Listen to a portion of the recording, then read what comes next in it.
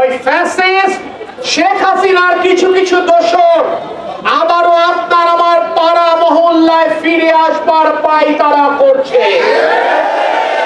তারা বিভিন্ন জায়গায় ওঠা বসা করছে। আমরা সংবাদ পেয়েছি, আমার দলের নেতা কর্মীদেরকে সতর্ক দৃষ্টি রাখতে হবে। করে ওই ফ্যাসিস্টের দোসরেরা কোনোভাবেই এই ওদের বিচার শেষ না পর্যন্ত এই সমাজে ফিরতে না।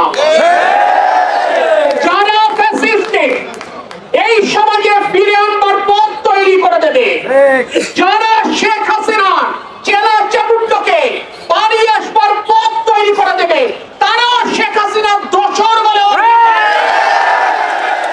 আমরা সতর্ক থাকি, যদি আমরা সচেতন থাকি, যদি আমরা আমাদের আচার আচরণ ব্যবহারের মাধ্যমে জনগণের সাথে সম্পর্ক ধরে রাখতে সমর্থ হই, যদি রাষ্ট্র মেরামতের 31 দফা কর্মসূচি তৃণমূল পর্যায়ে পৌঁছে দিয়ে বাংলাদেশ জাতীয়তাবাদী দলের নির্বাচনী ইস্তেহারের পক্ষে জনসমর্থন আদায় করতে পারি, তাহলে বিশ্বাস করি যদি বাংলাদেশে একটি সুষ্ঠু নির্বাচন হয়, জনরাই ইনশাল্লাহ দেশের একটি বেগম খালেদা জিয়া এবং তারেক রহমানের পক্ষেই থাকবে ইনশাল্লাহ।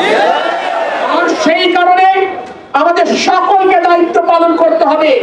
যদি আপনি আমি দায়িত্ব পালন করতে যথাযথভাবে সক্ষম হই, মনে রাখবেন দেশি বিদেশি কোন ষড়যন্ত্রকারীরাই বাংলাদেশকে নিয়ে ছিনিমিনি খেলবার সাহস দেখাতে পারবে না, খুঁজে পাবে না।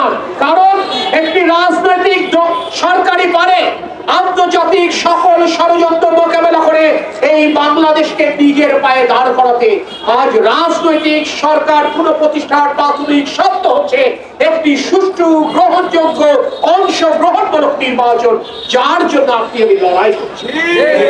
প্রায়শই দেখতে পাচ্ছেন নির্বাচন দিয়ে ছিনিমিনি খেলবার চেষ্টা হচ্ছে। সকল ষড়যন্ত্র নস্যাৎ করে দেওয়া সম্ভব যদি আমরা একতাবদ্ধ থাকি, যদি আমরা ঐক্যবদ্ধ থাকি, যদি আমরা আমাদের আচার আচরণে সংযুক্ত থাকি। এবং সেই আহ্বান প্রিয় নেতা তারেক রহমান প্রায়শই আপনাদেরকে জানাচ্ছেন। আমরাও চেষ্টা করছি তার এই বার্তা আপনাদের মাঝে পৌঁছে। যারা বার্তা বুঝতে পারছেন তাদেরকে ধন্যবাদ, অভিনন্দন। যারা বার্তা বুঝতে পারছেন না, দল কিন্তু আপনাকে আগামীতে ধারণ করবে না। সেই বার্তা নিশ্চয়ই আমরা ইতিমধ্যে দিতে সমর্থ হয়েছি।